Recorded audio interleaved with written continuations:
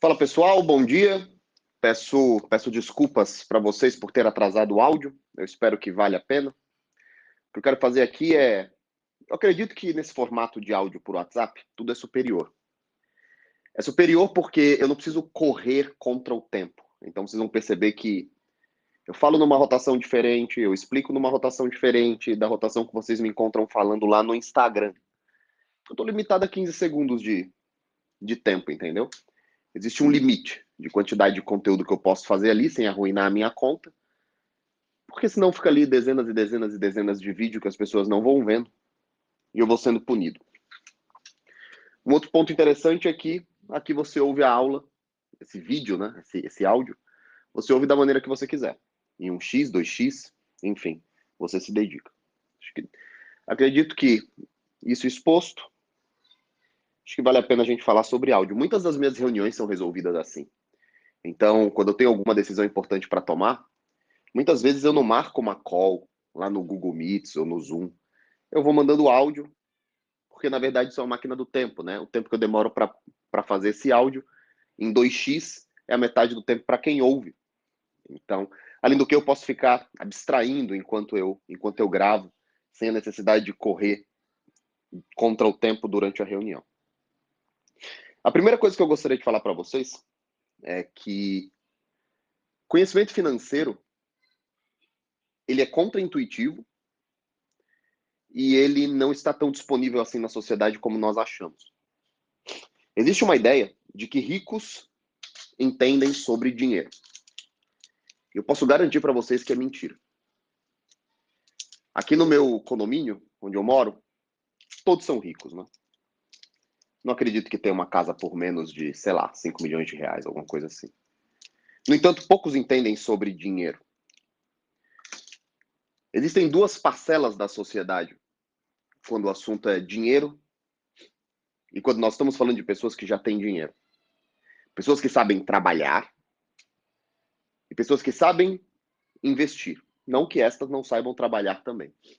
O ponto é que, se você sabe apenas trabalhar, e muita gente se sente confortável assim, porque entra dinheiro todo mês, o ponto é que você vai precisar trabalhar até o último dia da sua vida. E nesse momento vem o primeiro pensamento contraintuitivo, que é: Ícaro, mas se eu trabalhar e ganhar muito bem, basta que eu guarde uma parte desse meu recebível, né?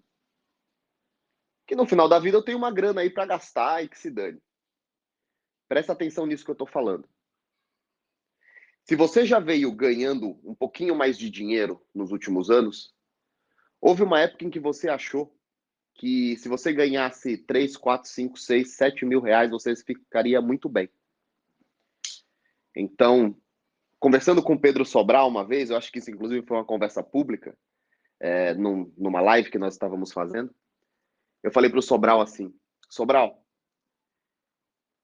se eu tivesse 2 milhões de reais, eu não precisaria mais me preocupar com a minha vida. E se eu tivesse 10 milhões de reais, eu me aposentaria. Esse era o meu grande objetivo, me aposentar com 10 milhões de reais. O Sobral, ele deu uma risada e ele falou assim: cara, quando eu estava na faculdade, eu trabalhava por um salário mínimo. Eu achava que quando eu tivesse 10 mil reais por mês, eu estaria muito rico. E eu lembro que na época da faculdade, nós alunos ali, né, eu não concluí nenhuma faculdade, mas durante 8 semestres eu cursei bem mais ou menos direito, né? Tava cheio de DP, cheio de matéria pendente, mas eu tava lá. E eu lembro como os olhos das pessoas brilhavam, dos alunos, né? Quando os professores falavam os salários de investigador, de delegado de polícia civil. Percebam que eu não estou nem falando sobre juízes, promotores, procuradores. Em algum momento, você achou que se você ganhasse o dinheiro que você ganha hoje, você estaria muito bem. E o que acontece é que à medida que nós vamos envelhecendo, ganhando maturidade, a gente vai percebendo que não. Que a gente vai ganhando esse dinheiro que nós sonhávamos e que, na verdade, a gente continua bem fudido, né? Então, é bem provável que aos 18, 19, 20 anos, você achasse assim, pô, se eu ganhar 5, 6, 7 mil reais, eu vou ser rico pra caramba. E agora, aos 30, 32, 33, 34, 35, talvez você ganhe até mais do que esse dinheiro que você achava. Só que você continua pagando conta. Isso é porque, principalmente num país inerentemente inflacionário como o nosso país é inflacionário, não sei se sempre será, mas é inflacionário desde o descobrimento. Desde o descobrimento, o Brasil é um país inflacionário que tem muita inflação. E aí, eu adoraria falar sobre isso, mas infelizmente aí ficaria muito chato realmente falar sobre isso. Por que nós somos inerentemente inflacionários, né? Ah, existe essa cultura. Existe essa cultura. Bom, vamos lá. 3 elementos que criam esse fenômeno bem brasileiro, não é? Que é assim, quanto mais eu ganho, mais eu gasto. Era esse o ponto que eu queria chegar, tava protegendo para ter um copywriting mais legal, mas assim, basicamente, provavelmente, quanto mais você ganha, mais você gasta. E é assim com todo mundo, é assim comigo também. Quanto mais eu ganho, mais eu gasto. E é por isso que aquele meu sonho de me aposentar com 10 milhões de reais era um sonho. Porque nós faturamos 65 milhões de reais no ano passado no novo mercado e eu tô longe de sentir que, nossa, é isso aí, agora eu não preciso trabalhar mais um único dia da minha vida. Eu não preciso de fato, mas devido à estrutura que eu criei com os meus investimentos. Eles que me pagam receitas suficientes para eu parar. Mas se fosse só dinheiro, cara, eu garanto. Muita gente que mora no meu condomínio, se perder o emprego, se a empresa falir, se o consultório falir, o cara sai daqui e vai morar num quarto-sala. Porque o cara gasta muito, o cara tem 50, 100 mil reais rotativo de cartão. 3 coisas criam essa sensação bem brasileira, né? A primeira delas, nós sempre tivemos inflação. Então as coisas sobem sempre. Sobem sempre e sobem muito. Porque todo país tem inflação. Mas a nossa inflação é especial. A nossa inflação é assim, quando tem inflação, o comerciante corrige acima da margem o preço. Aumenta acima da inflação. E quando tem deflação, ele mantém o mesmo preço. Às vezes ele aumenta mais só por inércia, né? Só por costume. Então se cria o que nós chamamos de inflação inercial. As pessoas só vão aumentando as coisas. Só vão aumentando, só vão aumentando, só vão aumentando. Primeiro ponto, cultura de inflação, inflação inercial. Segundo ponto, o Brasil é um país muito desigual. E onde existe desigualdade e existe riqueza, são coisas bem diferentes. Riqueza e igualdade são completamente diferentes. Em um país onde existe muita riqueza, mas também existe muita desigualdade, você compra a sua posição social. Você é avaliado pela sociedade de acordo com alguns bens que você pode dispor ali diante dos olhos de todos. Presta atenção que isso é muito importante. Inclusive, a resposta do porquê, muitas vezes eu recebo alguns alunos meus, e principalmente alunas, principalmente alunas que me falam, nossa, Ícaro, meu perfil não cresce. E eu falo para ela, invista no iPhone, vai filmar melhor, pega ali 500, 600 reais, faz um cenáriozinho numa parte isolada da sua casa, para de gravar no quadradinho da parede, porque você acha que sua casa não é tão bonita.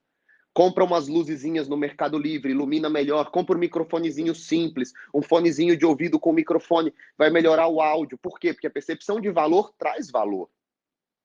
E é por isso que nós temos tantas alunas que trabalham com paleta de cores, tipo de roupas, tipo de maquiagem, tipos de cabelo, porque no Brasil, principalmente, e em outros países como Rússia, México, China, Estados Unidos, você é aquilo que você aparenta. Então é muito comum que quando você começa a ganhar um pouco mais de dinheiro, você começa a gastar esse dinheiro. E você melhora o padrão de qualidade da escola dos seus filhos, o que não necessariamente quer dizer qualidade. Não é só o boleto da escola que é caro, que quer dizer que o ensino é bom. Você melhora suas roupas, você melhora o seu carro. E a partir desse momento, quando você compra essa posição social, eu tive alguns alunos corretores de imóvel. Como nós temos mais de 150 mil pessoas passaram pelo novo mercado, né? Então, tem exemplo de tudo, né? Desde garotas de programa até desembargadores de justiça. Não sei se o termo correto é desembargador de justiça, não é desembargador. Alunos corretores me falaram, um deles aqui de Santos, inclusive, meu amigo pessoal, cara, o melhor investimento que eu fiz foi comprar um carro. E aí me dá um estalo. Como assim? Mas carro não é investimento? Carro é bem de consumo durável, gera passivo, inclusive, né? Tem PVA, gasolina, depreciação, estacionamento, pequenas batidinhas, lavagem. Pois é, Ícaro, mas quando eu comprei uma BMW, eu comecei a fechar mais imóveis. Eu comecei a fechar mais clientes. Os meus clientes me atendiam de maneira diferente. Ou seja, no Brasil, você compra a posição que você quer ter. Se usado com responsabilidade, você joga o jogo, entendeu? E é isso mesmo. Muita gente no Instagram se tornou multimilionária fazendo lifestyle financiado. O problema é que isso é uma corda. Olha que problema, eu já não poderia falar isso no Instagram. Isso é uma corda que você vai pondo em volta do seu pescoço, que vai te enforcar. Porque o problema não é você gastar mais quando você ganha mais. O problema é que uma hora pode ser que você não tenha essa fonte de renda. E aí, quando você não tem essa fonte de renda, a sua próxima conta do mês, o seu próximo boleto, a sua próxima escola, ela é tão violenta que você não consegue mais pagar. Você está numa bicicleta enorme, né? Ah, tô pagando 15 pau de cartão no rotativo, mais 8 pau de escola para os meus 2 filhos, mais 4 pau de plano de saúde e condomínio e PTU. E quando você fica um mês sem renda, menos 22 mil reais, você não volta. Isso acontece muito com comerciante. Ícaro, outros alunos também já me falaram, né? Ícaro, meu comércio tá meio mal das pernas. Você acha que eu devo? Presta atenção, se tem comerciante aqui, talvez vocês se identifiquem. Ícaro, meu comércio anda meio mal das pernas. Você acha que eu devo vender um apartamento meu? Eu tenho 2 ali e um tá alugado. Você acha que eu devo vender esse apartamento para colocar dentro da empresa? E a primeira coisa que eu falo para essa pessoa é: cuidado. Cuidado.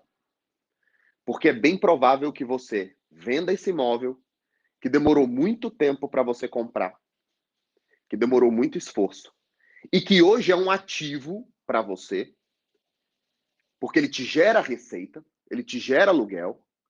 É bem provável que ele gera valorização, ele gera proteção do valor do imóvel da inflação, os preços corrigem para cima.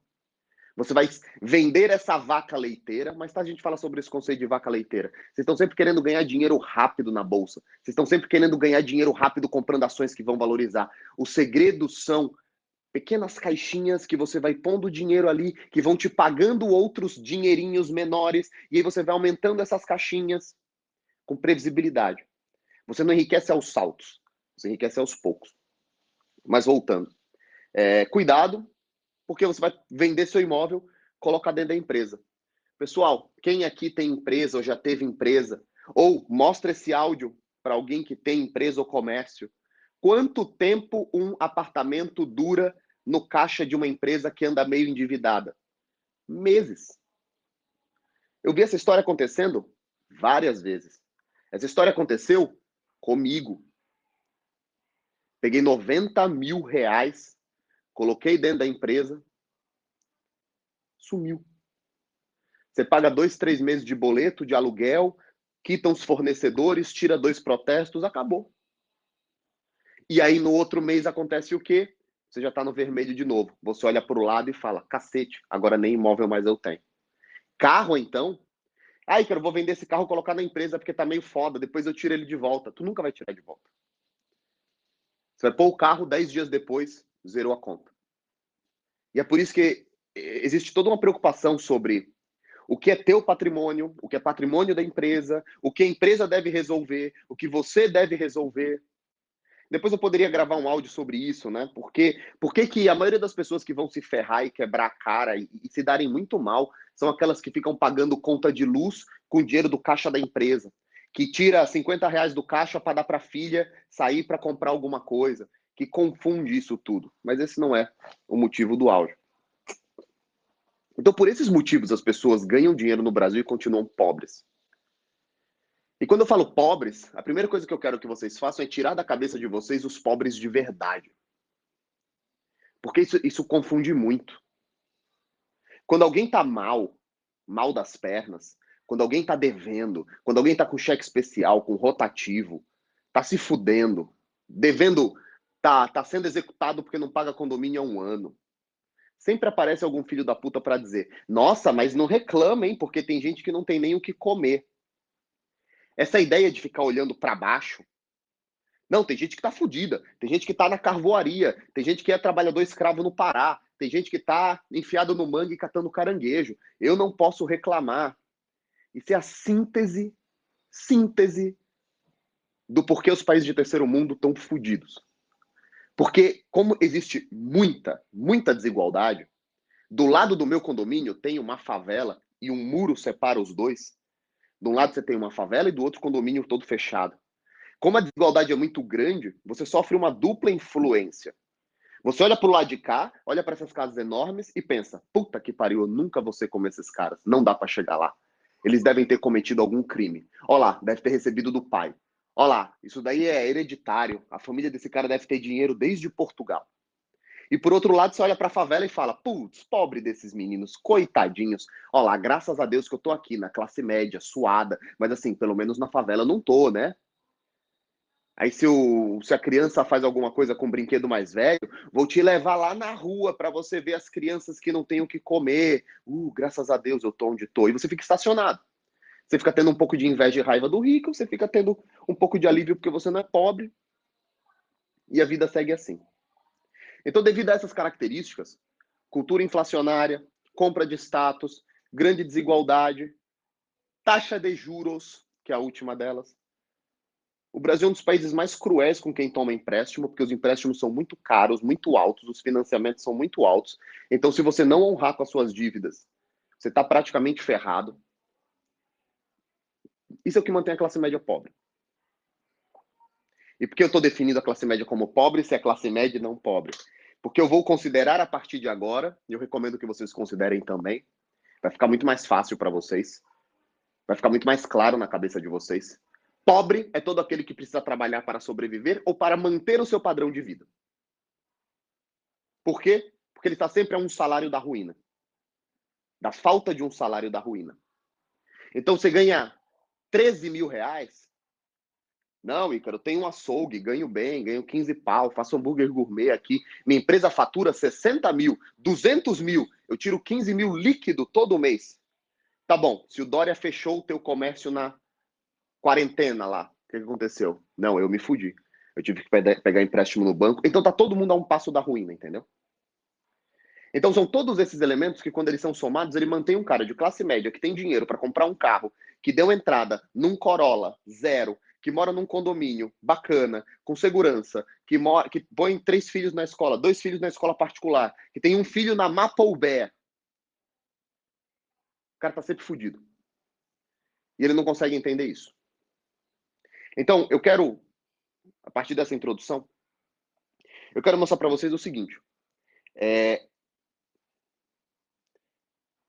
Ou você pode viver dessa maneira, gastando, e porque gastar é muito bom. Gastar é muito bom. Você compra, a sensação é boa, o cartão passando é bom. Só que pouco a pouco, quanto mais você compra, mais passivos você coleciona, né? Vocês não têm ideia de quanto custa manter uma casa dessa. Quantas pessoas precisam estar trabalhando aqui? Quantas manutenções acontecem? Quantos problemas acontecem? Você não tem ideia do que você precisa manter de contas só para manter um bem. Isso acontece naquele carro que você sempre quis da Land Rover e que agora ele quebrou e você não tem o dinheiro para repor, e o seguro do carro que você não sabia, mas é 8 pau por ano. Então, a classe média, pouco a pouco, ela enforca, ela dá a volta na corda que vai enforcá-la. A partir de agora, eu quero mostrar alguns princípios que eu desenvolvi na vida, outros eu aprendi com outras pessoas, outros eu fui tropeçando no meio deles, e que vão começar a construir o pavimento do caminho que será, na minha opinião, na minha humilde opinião, né? Eu espero que vocês possam enxergar isso. A melhor maneira possível de fugir dessa roda dos ratos, né? De sair dessa vidinha, trabalho casa, casa trabalho, 2 vezes por ano eu tento fazer alguma coisinha, 1 vez por ano eu tiro férias, gasto tudo. Antigamente era vou para Disney, gasto 40, 50 mil e depois trabalho para voltar para lá para comprar, entre aspas, coisas baratas, né? Nossa, gastei 50 mil. Ah, mas eu comprei essa blusinha por $6. Você não acredita, é da Hollister. Eu vou começar a apresentar para vocês no próximo áudio. Vamos lá. Depois dessa mega introdução aí de 20 minutos, eu prometo que as coisas serão mais organizadas e tópico a tópico a partir de agora. A primeira coisa que eu quero apresentar para vocês é um conceito que mudou a minha vida, de verdade. Mudou a minha vida de verdade, eu fui apresentado a isso, sei lá, talvez em 2015. Eu sei que foi antes do Brasil Paralelo. O Brasil Paralelo foi 2016, então deve ter sido 2015, 2014, não? É uma frase que eu gostaria muito que vocês meditassem sobre isso. Essa frase é: primeiro você gera valor, depois você pede um valor. Eu acho que se nós tivéssemos um áudio de 20 minutos só sobre essa frase, eu tenho certeza que não estaria exaurido. Esse conceito ele pode ser aplicado em tudo, em absolutamente tudo na sua vida. Primeiro você gera valor, depois você pede valor. E aí vem outra armadilha. Existe uma quantidade enorme de pessoas no Brasil frustradas com a própria carreira, com a própria vida, com o casamento, com a quantidade de sexo que tem, com os filhos e como eles se comportam e com todo o investimento que foi feito e hoje em dia eles consideram que foi perdido. E são essas pessoas que estão no Twitter todos os dias dizendo: vai lá, seja um otário. Acredite nessa ideia de trabalhar de graça para alguém. Acredite nessa ideia de dar mais do que você foi contratado. Acredite nessa ideia de over delivery. Acredite nessa ideia de sempre ser o primeiro a chegar, o último a sair. Vai lá, seu otário. Trabalhe de graça para o seu patrão. Seu patrão enriquece. Seu patrão agradece. E aí eles levantam outros movimentos, não é? Que são os quiet quitting, por exemplo, que vou fazer o mínimo para o que eu fui contratado, porque esse é o salário que me pagam. Não serei otário. Nunca vou dar nada além do que me pagaram. Deu 5 horas, meu cartão está passado, meu ponto batido e eu vou para casa, para o meu sacrosanto direito de descansar. De novo, o caminho para o enriquecimento ele é contraintuitivo, né? E, cara, na boa. Você pode ter o melhor argumento do mundo twitteiro. Você pode ter a melhor teoria financeira da sua vida twitteiro. Todas as pessoas que eu vi enriquecerem não são herdeiros, não ganharam na loteria. Todas as pessoas comuns que eu vi enriqueceram primeiro gerando valor e depois pedindo um valor. Isso vem desde a internet. Em 2013 eu comecei a gerar valor no Facebook. Em 2018 eu comecei a colher de verdade esse valor. Porque antes de 2018, eu tinha feito uns cursos aí de empreendedorismo digital, para quem trabalhava com agência, quem queria ter uma agência digital, mas eram poucos valores, era mais prestação de serviço que pagava as minhas contas, né? Mas eu comecei a gerar valor em 2013. Ou seja, 5 anos depois eu comecei a ver algum valor de verdade.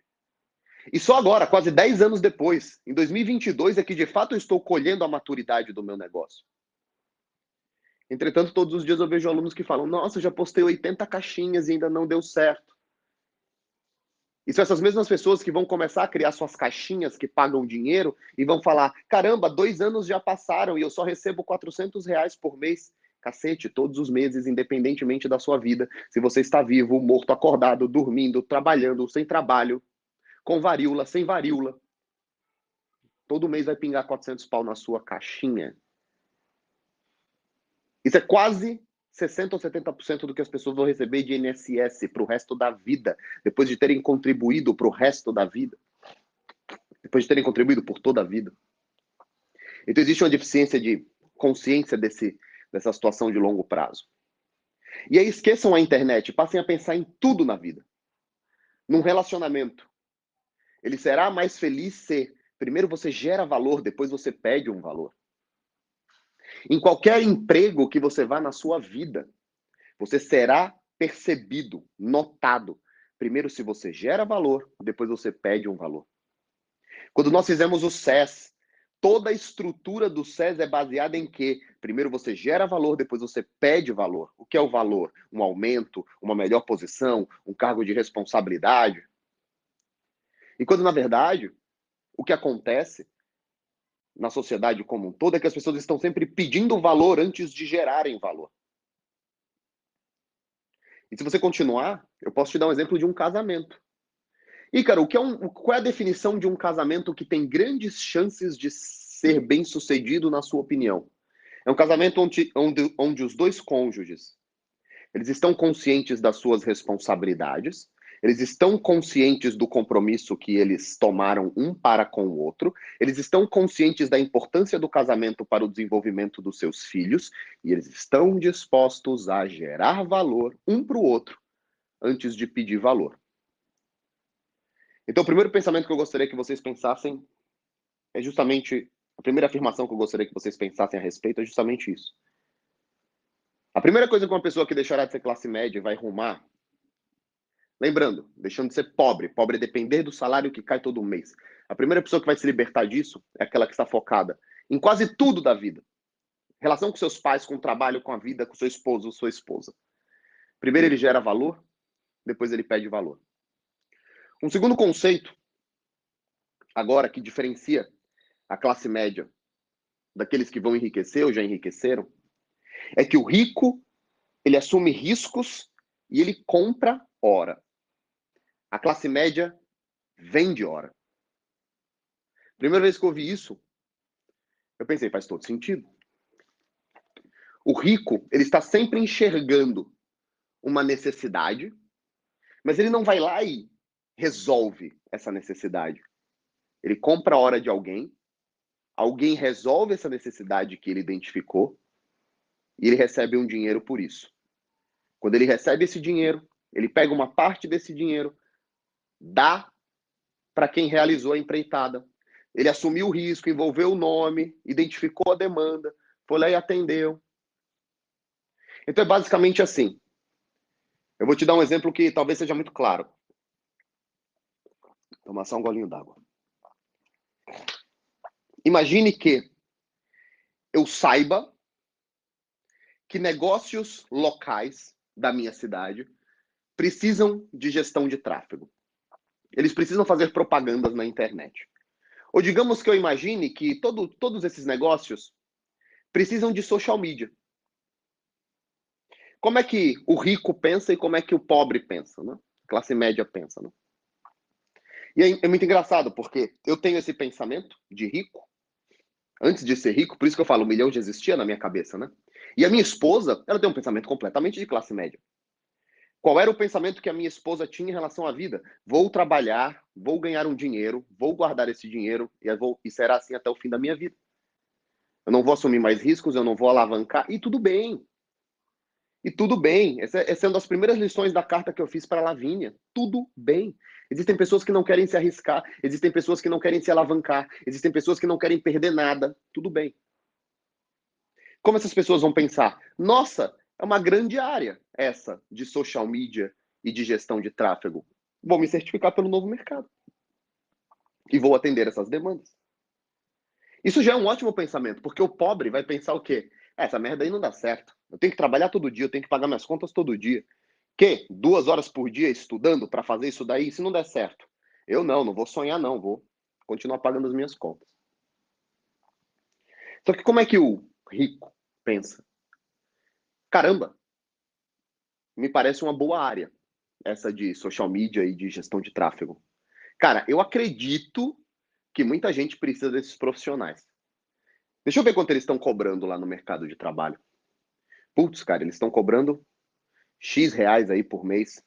Beleza. Vou procurar alguns clientes, vou contratar alguns deles e vou prestar esse serviço. O que o rico está fazendo? Ele está escalonando. Ele nem está envolvido no trabalho em si. E é isso que deixa marxista muito puto, né? E ele fala, o burguês não trabalha. Claro que trabalha, isso é trabalho. Ele está envolvendo o nome dele, o risco dele, a conta é a dele. Se der errado, quem faz o refunding é ele. O CNPJ está aberto no nome dele. Os outros estão sendo contratados livre de risco. Primeira coisa que ele faz, ele vai lá em 3 social medias em início de carreira e fala assim, pessoal, vocês querem ser contratados? Pago 2,5 por mês para vocês. Vai no mais novinho, em quem está começando agora. Nossa, eu aceito 2,5 para ficar em casa. Vocês podem fazer part-time. Vocês podem trabalhar nos outros clientes de vocês no restante do tempo. Ah, maravilha. Ele assumiu um passivo aí, 7,5 pau. O que ele precisa? Ele precisa arranjar 7,5 pau de cliente para ficar no break-even.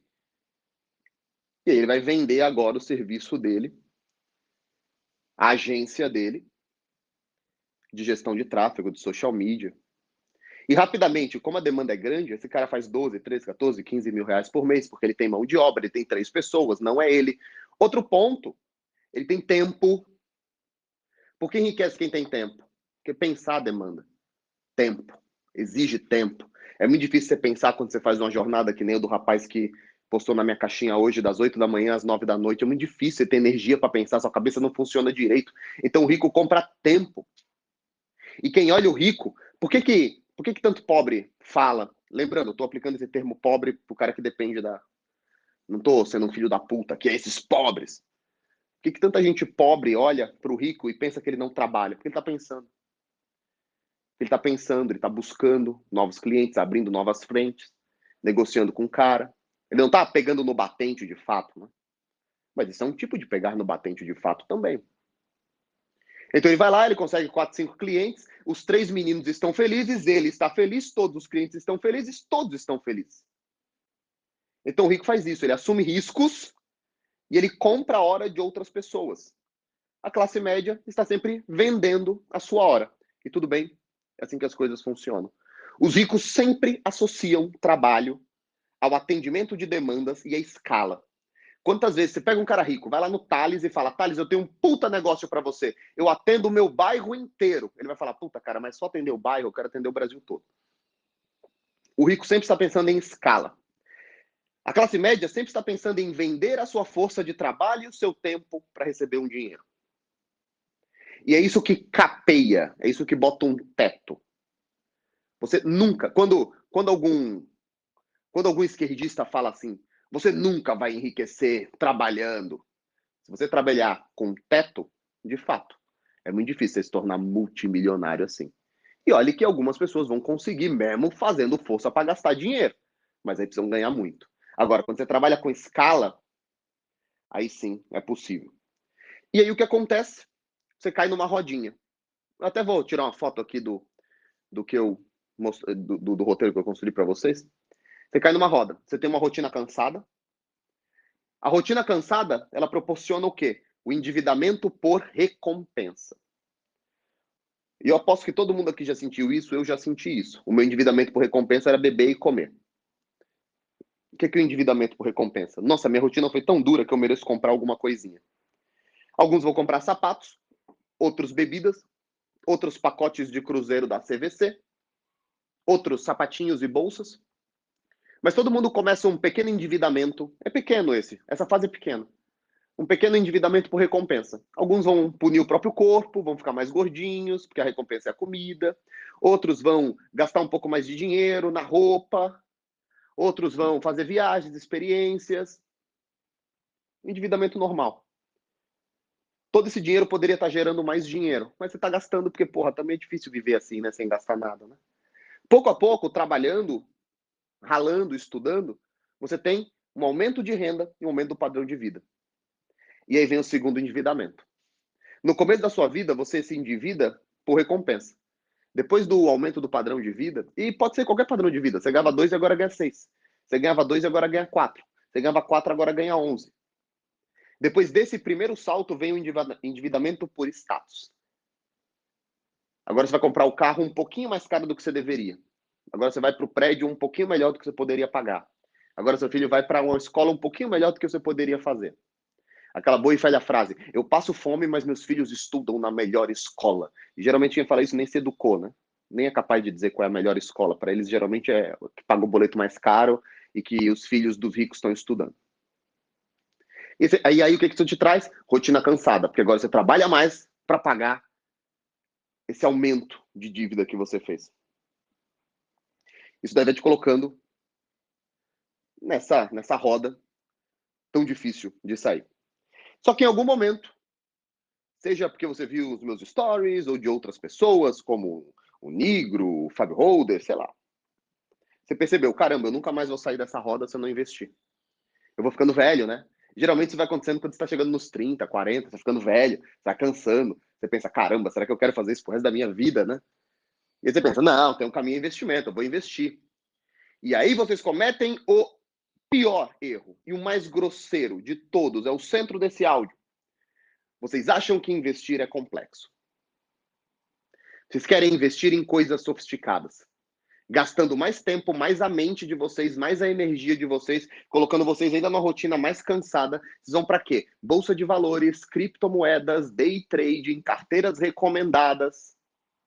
Abrem contas em corretora, ficam conversando com os assessores sobre um monte de termos, produtos que vocês não fazem a menor ideia de como funciona.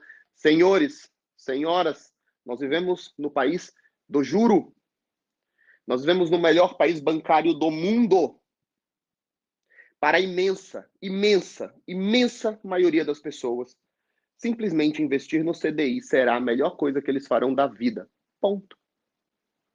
E se você duvida, eu vou colocar aqui abaixo o histórico de quanto rendeu a Bolsa de Valores no Brasil e o quanto rendeu o CDI. Aquele dinheirinho que fica no banco num CDB, que você não mexe, que nunca perde, que só sobe, só sobe, só sobe, mas é que sobe tão devagarzinho que você tem a sensação de que não sobe muito. Eu vou mostrar agora para vocês. Então, para a maioria de vocês que não começam a investir porque acham que para investir você vai precisar estudar e você não quer fazer isso agora, ou você não está afim, tudo bem, você não precisa estar afim. Esse pensamento e essa construção moderna de que todo homem, toda mulher tem que ser um financista, isso é bobagem. Isso começou, sabe quando? Quando nós começamos a trocar a matriz produtiva do capitalismo industrial para o capitalismo financeiro. E aí tudo tem um valor, tudo deve ser especulado, tudo deve ser comprado, vendido. Não. Você não precisa ficar estudando, você não precisa ter opinião sobre Banco Itaú, você não precisa ter uma opinião sobre Magazine Luiza, você não precisa ter uma opinião sobre fundos de investimento. Eu estou te mostrando aqui.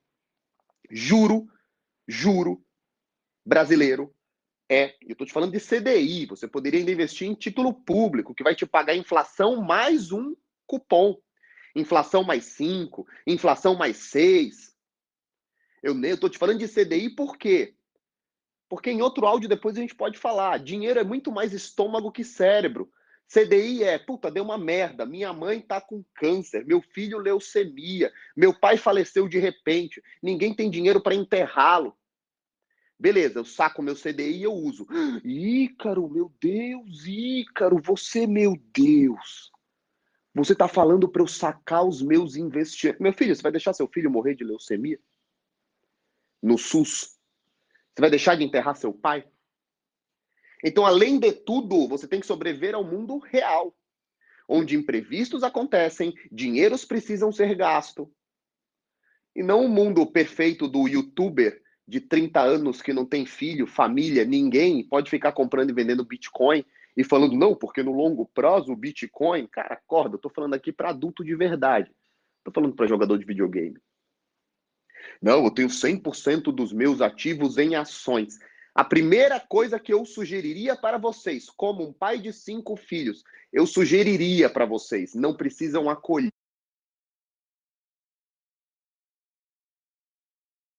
vocês desse ou daquele jeito, tem filho. Pronto, falei, me desculpa, eu não queria ter falado isso, porque tem um monte de gente aí que não tem filho, mas na boa, só sabe, só entende de verdade o que é precisar de grana de repente, e por que você não tem que estar 100% em bolsa de valores, e por que se dane, 5 anos, 10 anos, que se dane. Se você não tem filhos, tua vida é uma brincadeira, cara. Tua vida é uma brincadeira. Se eu fosse solteiro, minha vida era uma brincadeira, cara. Não teria nem responsabilidade nenhuma. Não teria preocupação nenhuma. Poderia colocar 100% na bolsa de valor. Não, porque eu vou comprar ações de tecnologia. Então, assim, estou falando com adultos aqui. Todas essas desculpas que vocês arranjam para não começar a investir agora, porque bolsa é complicado, tem que estudar, vocês não sabem. Eu estou mostrando para vocês que juro brasileiro já é, por si só, um dos melhores investimentos do mundo. com duas imensas diferenças de qualquer outro investimento. Primeiro, você pode sacar quando você quiser. E é por isso que eu falo em CDI, antes de ir para Tesouro. Ah, mas esses 20 mil, cara, eu garanto, esses 20 mil, cara, eu não vou precisar. Esses 20 mil eu não vou precisar. Porque eu já tenho 40 mil aqui no CDI. Tá bom, então você pode ir para um título mais longo do governo, receber um pouco mais. Você pode ir para a Bolsa, aí eu vou te dizer como. Mas decisões simples. Decisões simples superam decisões complexas sempre no mundo dos investimentos. E um outro elemento, juro não varia. E vocês não têm ideia do poder, da vantagem, da enorme vantagem que é não ver seu dinheiro baixar. A maioria das pessoas não estão preparadas para ver o dinheiro baixar. E sabe o que é engraçado? Quem é uma das pessoas mais agressivas que eu conheço dentro do mercado? O tio Uli. O tio Uli é um dos maiores especuladores que eu conheço no mercado. É o cara que investe nos mercados mais agressivos de todos. Bom, ele tem filho, mas ele é um profissional disso. Ele passou a vida inteira estudando isso e ele é um profissional. O pai dele, que é um bilionário, nunca colocou dinheiro em bolsa. Deixou todo o dinheiro em renda fixa. Muitos multimilionários. O Flávio Augusto deixa 100% do dinheiro dele em juro. Ele fala, o lugar de ser agressivo é nas minhas empresas. No mercado, eu só compro juro. Então, na boa, o Flávio Augusto sabe o que ele está fazendo, entendeu? O pai do tio Uli sabe o que ele está fazendo. Todo mundo ficou horrorizado quando descobriram que o Amoedo tinha uns 200 milhões de reais em CDB. Nossa, o Amoedo ele é tão burro, ele não está comprando ações, o Amoedo só está em juro. Pois é. Fazendo 10% ao ano em média, nunca baixa, sem nenhum risco. E você acha que é o quê? Você acha que Bitcoin é bem melhor? Você acha que um monte de ações agora que estão menos 60, menos 70 são muito melhores? Então essa é a primeira o primeiro mind-blowing, né, que existe. Juro, juro, juro. São simples, funciona, corrige para cima, para sempre. Somos um país inerentemente inflacionário e continuaremos sendo. Temos gargalos de pipeline, temos gargalos rodoviários, temos gargalos de importação e temos gargalo da vontade do legislador. É interessante para o legislador que o juro continue alto. Porque para que ele baixe, ele tem que resolver um monte de coisa que não será resolvida, risco fiscal e tudo mais. Ah, Ícaro, presta atenção nisso daqui. Ah, Ícaro, mas é que os juros estavam baixando tanto, eu pensei que ia chegar a 2% ao ano e aí eu não ia conseguir viver. Quanto está agora? 13,25. Pois é, porque esse é o nosso estado natural. 2% é uma exceção. E aí, de repente, fica, não, Ícaro, mas assim, agora vai baixar de novo. Aí nós estamos ao quê? A um Lula.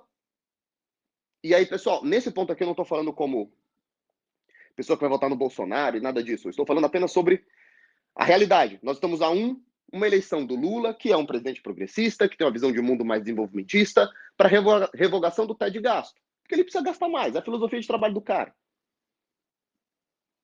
E o que nós vamos fazer? Juro alto. Juro alto. Então, assim, não estou falando de juro da Argentina, da Venezuela, mas essa ideia de um juro a 2 dígitos baixo aí, talvez 8, um dígito alto, mas é isso. Só que você ganha IPCA mais um cupom. Então, assim, porra, quanto tempo vocês gastaram aprendendo ação, estudando pra caralho? Olha esse gráfico. Juro baixo, juro bate. Só que sem baixar nunca. E puta, cara, como eu queria ter ouvido isso. É muito bom pro espírito o dinheiro não baixar nunca. É muito bom, é muito bom, é muito bom, é muito bom. Eu vou postar aqui um artigo que foi a grande aposta que o Warren Buffett fez. Warren Buffett mostrou que nenhum gestor profissional iria bater o índice americano, fez uma aposta de 2 milhões de dólares, os caras não bateram e ele ganhou a aposta. Isso por quê?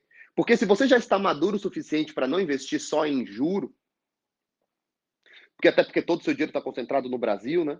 Ícaro, eu acredito que chegou a hora de eu investir um pouquinho em bolsa. Eu acredito. Chegou. Tá bom. Compra índice americano. IVVB 11, QQQ, NASD 11. Se eu não entende nada disso, tudo bem, eu te explico depois. Você vai comprar tudo bem diversificado, num único ativo, só precisa digitar um código, fazer uma compra em um preço e a vida segue. Ah, Ícaro, mas eu gostaria de comprar Google, Microsoft, não sei o quê, e ter uma carteira mais focada em crescimento. Eu vou postar um artigo aqui que mostra a aposta do Warren Buffett, que mudou minha vida para sempre, e mostrou, cara, na boa, para o investidor amador, e quando eu falo amador, eu falo quase todo mundo, quase todo mundo. A melhor coisa que você fará da sua vida é investir em índice americano. Então vocês enxergam que uma carteira baseada em juro, ela supera, historicamente, não quero dizer que no ano que vem vai, mas historicamente, ela supera um índice brasileiro, cheio de commodity que sobe e desce pra caramba, mais 40 um ano, mais 80 no outro, menos 50 um ano, mais 120 no outro, menos 60 num ano. É isso que você quer pra tua vida? É isso que você quer pro futuro dos teus filhos? Uma crise a cada troca de presidente? Enquanto os juros seguem uma longa e calma cauda ascendente. Muito bem paga no Brasil, não é? Ah, quero ir para a Bolsa. Quero buscar uma performance um pouquinho melhor. Comprar índice americano. Ah, mas a Bolsa brasileira está descontada. Você está comprando isso daqui para amanhã, para o ano que vem, ou para os próximos 10, 15, 20 anos, para os seus filhos, para a sua velhice? Qual dos dois países tem mais chance de dar certo? Qual dos dois países tem mais chance de continuar crescendo? Qual dos dois países é mais rico? Qual dos dois países está defendido numa moeda mais forte? Qual dos dois países tem uma situação financeira melhor? Para de procurar, cara. Para de procurar agulha em palheiro. Compra o palheiro inteiro. Entendeu? Que a agulha tá lá dentro. Essa frase era do John Bogle, inclusive, quando ele falava para as pessoas comprarem índice americano. Né? As pessoas vinham perguntando qual era a ação que ia explodir. Ele falou, cara, não procura agulha no palheiro, compra o palheiro inteiro. Por fim, eu quero falar sobre outro engano que se tornou muito comum no nosso mercado, né?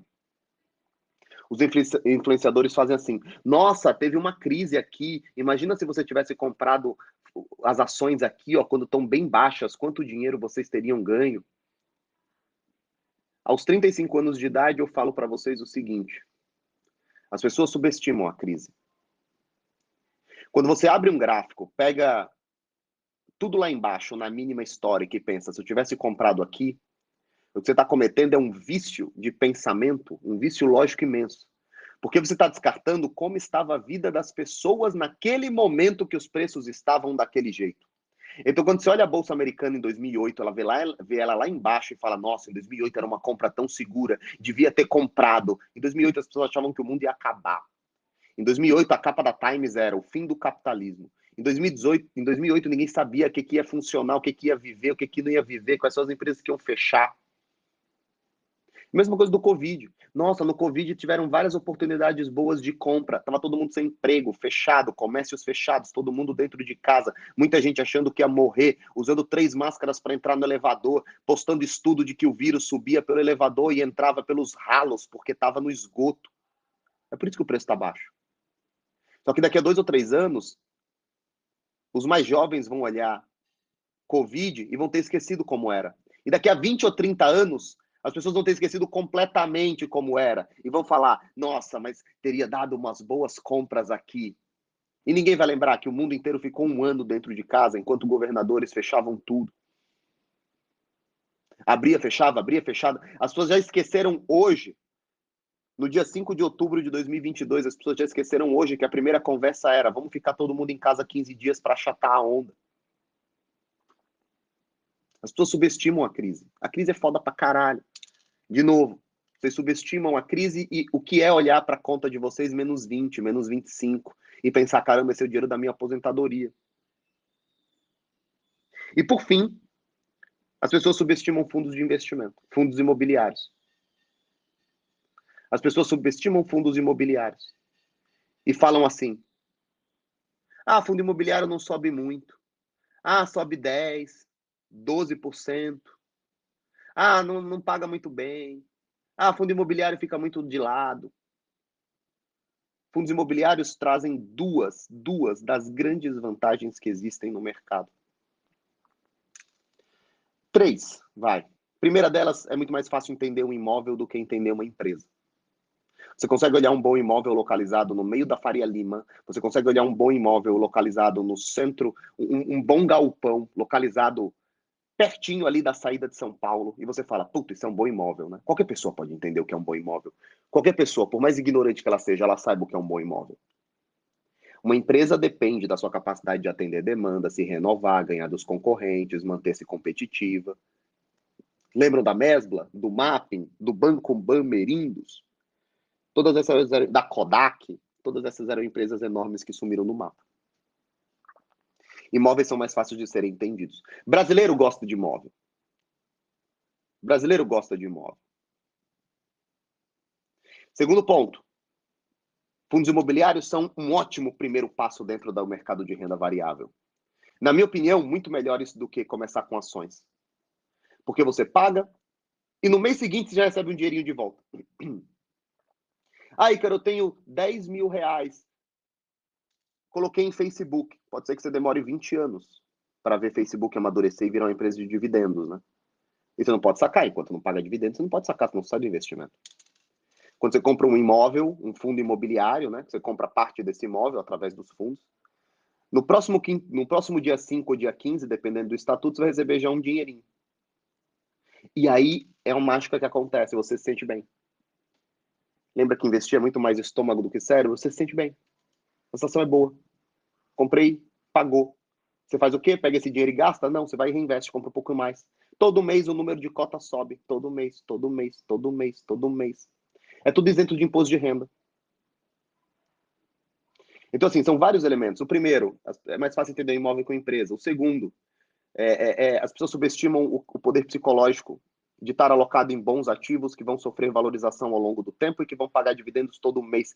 Terceiro ponto, ele diminui a volatilidade da sua carteira. Então, quando a bolsa cai 2% no dia, sua carteira vai cair 0,5%, 0,7%, porque fundo varia menos. Ou talvez suba. Às vezes está lá Ibov, -6%, sua carteira, mais 0,13%. Só que é claro, Ibov, mais 6%, sua carteira, mais 0,4%. Só que você está recebendo todo mês. As pessoas subestimam fundos imobiliários. E é por isso que a primeira vez que eu vendi o Mente Blindada, eu falei pouco de fundo imobiliário. Porque eu estava falando para a galera, numa grande oportunidade, aproveitar o máximo possível dos preços que estavam muito baixos. Hoje, falaria muito mais sobre fundo imobiliário, porque eu acho que é de fato o melhor passo para muita gente. Para muita gente que tem mais aversão ao risco, que não quer perder tanto, que não quer ver variar tanto. Aí o que estão fazendo? Comprando Bitcoin, o negócio sobe 10% por dia, cai 50%. Não, aí eu compro mais. Cara, de novo, presta atenção nos adultos. Uma coisa é você, um adolescente tardio de 30 anos, que tem um canal de YouTube, não tem filho, não tem família, responsabilidade nenhuma. Ó, oh, Bitcoin tá num preço baixo, compra mais. Outra coisa é você comprar o dinheiro da sua vida, da sua aposentadoria. Caiu, compra mais. Caiu, compra mais. Caiu, compra mais. Até quando? Até quando? Então, teu cérebro vai te sabotando. E a tendência é que você faça o quê? Você compre menos quando tá baixo e compre mais quando tá na máxima. E você sempre vai se fuder com isso. Por isso que eu não quero que vocês vejam estratégias de timing, eu quero que vocês vejam estratégias de compra todo mês. Não vou olhar o preço, que se dane, todo mês eu vou fazer uma compra. E eu vou mandar o artigo que literalmente encerrou essa questão na minha mente. O artigo mais importante que eu li, eu vou procurar em português, se não tiver vai ser em inglês mesmo, mas vocês usam tradutor aí, se virem. O artigo que, cara, para mim é definitivo. Para mim, definitivo. Se eu tivesse só esse artigo para recomendar, eu não precisaria de mais nada. Mudou minha vida demais, demais, demais, demais, demais. E por fim, existe uma regrinha que eu chamo de 20-60. E, cara, mas como eu começa guardando 20% do que você ganha. Não dá! Não dá! Gasto tudo, gasto tudo, gasto tudo. Gaste menos. Não dá! Diminua os gastos fixos. Por isso que o meu primeiro disclaimer foi, não quero falar aqui para quem ganha um salário mínimo. Porque é muito difícil você guardar 20% do salário mínimo. Agora, se você tá falando comigo e ganha 4, 5, 6, 7 pau, na boa, cara, você consegue guardar. Você consegue guardar milão. Consegue. E como é que você faz? Você paga primeiro. Você recebeu o salário, você já nem considera aquele salário. Você já tira 20%, 15%, 10% eu já acho pouco. Dá para se esforçar mais, dá para se esforçar mais. Assim que você recebeu essa grana, você já tira, que nem um dízimo, só que o dízimo teu. É o dízimo pro teu futuro. Aí, cara, eu fiz um trabalho, eu fiz um bico, fiz um freela, recebi mais 4 mil reais. Você vai lá e tira 800 conto, 400 conto. Já tira e bum, bota dentro da corretora. Só que a regra é 20-60, né? O que significa 60? Não importa quanto dinheiro você tenha, não importa quanto dinheiro patrimônio você tenha, 60% será colocado em juro. Ponto. Não, cara, mas eu quero ir mais all-in, eu quero ir comprar mais bolsa. A bolsa está no menor preço-lucro da história. Foda-se. Não importa o que aconteça, 60% de todos os teus ativos estarão em renda fixa. Que vai proteger sua cabeça, vai proteger sua mente, vai te permitir continuar trabalhando, aí vai te ficar vendo home broker de celular o tempo todo para saber se está subindo ou descendo. Você não tem que pensar nisso, entendeu? Tem que pensar nisso 5 minutos por mês, que é o dia que você abre e faz o aporte, simplesmente ou em juro ou em índice americano. Se você quiser, um fundo imobiliário, né? Alguns fundos. Posso depois falar sobre isso, o que eu acho legal, porque eu acho. Eu nunca falei de verdade sobre fundo imobiliário, né? Eu falo só, acredito Suíça e Quinéia. Mas eu não falo por quê, né? Também tenho medo de ficar falando muito sobre isso e ninguém se interessar também. Mas é basicamente isso. Eu pedi para o Fábio gravar um vídeo onde eu falo um pouco sobre. Eu respondo aquela pergunta. O nome do vídeo se chama De Pai para Filho. Eu tento responder a pergunta que as pessoas sempre me fazem, né? Ícaro, como é que você vai lidar com a herança das crianças? Por que você fala que as crianças não vão receber herança? Por que vocês falam que as crianças já estão recebendo herança agora? Como é que as crianças vão lidar com isso? Eu respondo assim, a relação que eu tenho com a minha família em relação a dinheiro, quando o assunto agora não é investimento, é dentro de casa. Eu vou pedir para o Fábio postar aqui para vocês também. E ao final desse áudio, eu vou colocar o artigo. Leiam. Esse artigo mudou minha vida de verdade. Eu sei que muita gente vai ler e não vai entender muito. Mas guarde. Guarde para o momento que você tiver um pouquinho mais de maturidade.